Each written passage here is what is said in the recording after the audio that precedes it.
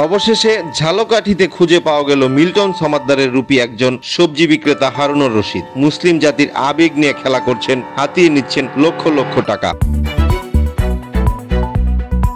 দৈনিক যায় যায় বেলা, সত্যের সন্ধানে সারাক্ষণ। অবশেষে ঝালকাঠিতে খুঁজে পাওয়া গেল মিল্টন সমাদ্দারের রূপী একজন সবজি বিক্রেতা হারুনুর রশিদ। মুসলিম জাতির আবেগ নিয়ে খেলা করছেন, হাতিয়ে নিচ্ছেন লক্ষ লক্ষ টাকা। দৈনিক যায় যায় বেলা, সৈয়দ হোসেন আবির, ঝালকাঠি।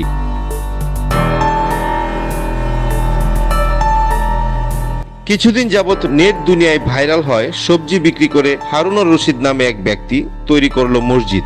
আসলে কতটা সত্যি, দৈনিক যায় যায় বেলার অনুসন্ধানে উঠে আসে তার গোপন রহস্য। সবজি বিক্রেতার কথিত তথ্যের ভিত্তিতে অনুসন্ধানে চলে গেলাম আমরা তার সবজি বিক্রির টাকার মসজিদ দেখতে। অতঃপর কিছু মানুষ তথ্য দিল হারুনুর রশিদ হাওলাদার একজন প্রতারক, কারণ সে অন্যের জমি দখল করে গড়ে তুলেছেন তার কোটি টাকার বসত বাড়ি এবং তার বিরুদ্ধে আছে এলাকাবাসীর হাজারো অভিযোগ। খোঁজ নিয়ে জানা যায় নবগ্রাম ইউনিয়নে ছোট বড় পাঞ্জাখানা সহ 105টা মসজিদ রয়েছে। তার মধ্যে 40-এর অধিক মসজিদে জুমার নামাজ পড়া হয় এবং 60টির অধিক ছোট বড় ব্যক্তিগত পাঞ্জাখানা।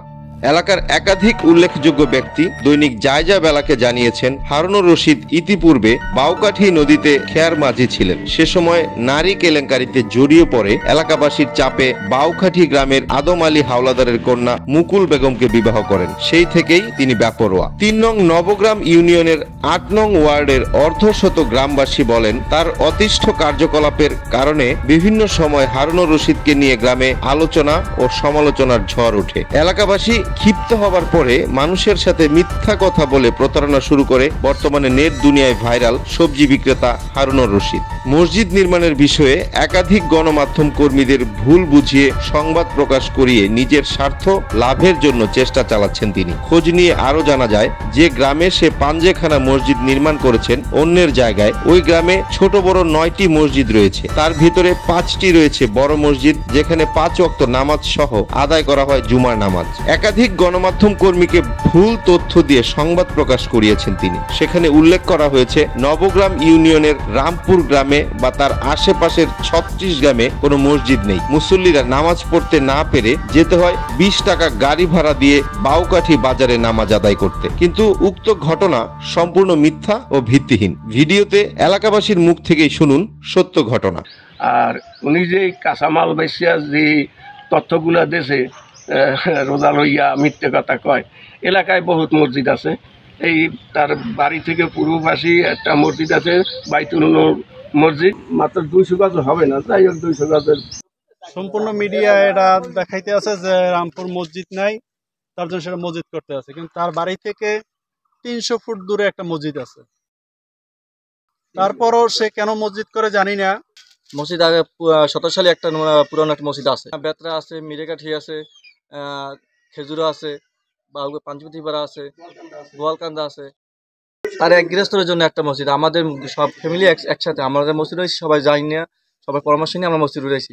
আর সে একা নিজেই মসজিদ রয়েছে, এক গৃহস্থের জন্য মসজিদ রয়েছে, ওখানে কোনো মুসলমান ফ্যামিলিও নাই। 3 নং নবগ্রাম ইউনিয়নের বারবার নির্বাচিত সফল চেয়ারম্যান জনাব মুজিবুল হক আকন্দ দৈনিক যায় যায় বেলা প্রতিবেদককে ভিডিও সাক্ষাৎকারে হারুনুর রশিদের প্রতারণার তথ্য প্রকাশ করেন। এই ধরনের 100-এর উপরে মসজিদ আছে। এই ভদ্রলোক হারুন এই যে মসজিদটি করছে, এর 200 ফুট পিছনেই আরেকটি মসজিদ আছে, যেটা আপনারা সরজমিনে গেলে দেখতে পাবেন। এই এলাকাটা হিন্দু অধ্যুষিত একটা এলাকা, যেখানে 99.5 বলা যায় % লোক হলো হিন্দু।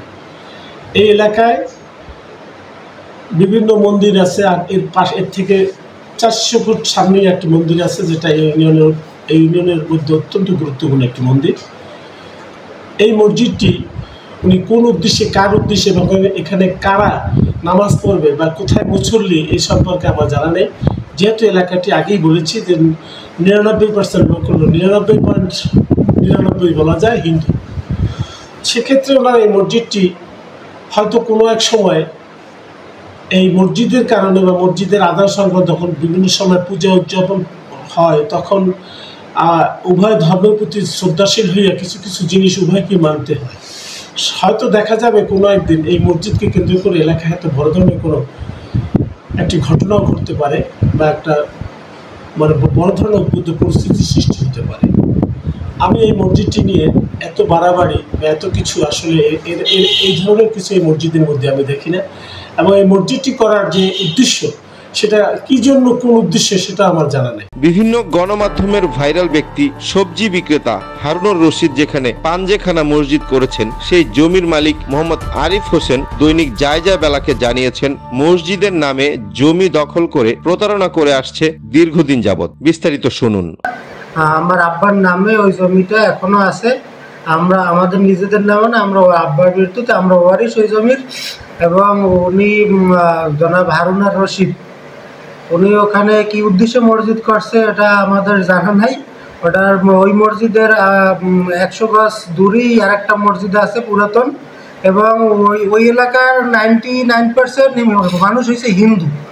আর কয়েকটা 4টা কি 5টা ফ্যামিলি আছে ওই টোটাল এলাকায় মুসলমান, আর সব হিন্দু ফ্যামিলি। ওখানে ওনার যে কোনো একটা উদ্দেশ্য আছে, উদ্দেশ্য হাসিলের জন্য উনি মসজিদটা তৈরি করছে। স্থানীয় একাধিক উল্লেখযোগ্য সচেতন মহল জানিয়েছেন সবজি বিক্রি করে হজে যাবার টাকা দিয়ে মসজিদ করেছেন হারুনুর রশিদ। এ কথা বলে সোশ্যাল মিডিয়ায় ভাইরাল হয়েছে, কিন্তু মুসলমান জাতির আবেগ নিয়ে খেলা করেছেন। তার মিথ্যে আবেগে আপ্লুত হয়ে জেলার বিভিন্ন পেশার মানুষ মসজিদ উন্নয়নের কাজে অনুদান দিচ্ছে, তাও আবার কতিপয় সাংবাদিকরা সংবাদ প্রকাশ করে যাচ্ছেন। উক্ত বিষয়ে তার 2 ছেলে ফাহিম ও নাইম দৈনিক জায়জা বেলা প্রতিবেদককে জানায়, আমার বড় বোন বিলকিস বেগম দীর্ঘদিন ধরে প্রবাসে থাকে ও আমার ভগ্নিপতি ঢাকায় ইলেকট্রিক ঠিকাদারি ব্যবসা করেন ও আমার ছোট বোন দুলাভাই ঝালকাঠিতে ঔষধ কোম্পানিতে কর্মরত আছে। আমার ছোট ভাই নাইম দীর্ঘদিন প্রবাসে ছিলেন, বর্তমানে বাংলাদেশে ছুটিতে আছেন। আমাদের নিজ উদ্যোগে পাঞ্জেখানা মসজিদ নির্মাণ করা হয়েছে, কারো কোনো আর্থিক সহযোগিতা নেওয়া হয়নি। দৈনিক জায়জা বেলার গোপন অনুসন্ধানে উঠে আসে হারুনুর রশিদ ও তার পরিবারের সদস্যদের ভয়ঙ্কর রহস্য।